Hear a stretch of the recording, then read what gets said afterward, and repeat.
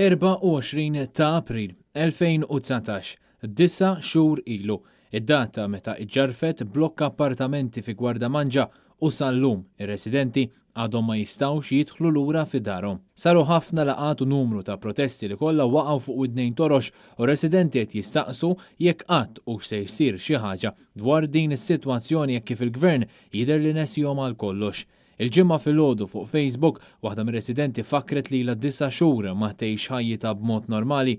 Caroline Mikallef qalet li minħabba traskuraġni kbira spiċċat b'xejn u wara da żmien kollu ir-residenti għadhom fejn kienu lura f'April tal-2019 b'ħajjithom imkisra.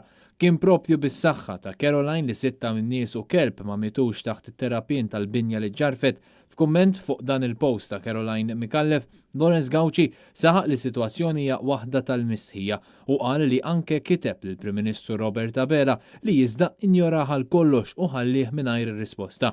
Lawrence qed jitlob li ssir ġustizzja mat-tifla tiegħu u żewġa li spiċċaw bla saqaf fuq rashom li għalkemm jistgħu jgħodduha b'waħda xorta għadhom f'sitwazzjoni kera ħafna.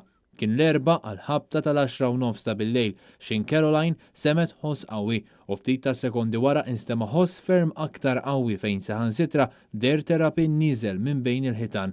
It-tliet koppji li kienu fil-binja dak il-ħin ħarġu biss ftit sekondi qabel ma raw il-binja tikrolla quddiem għajnejhom.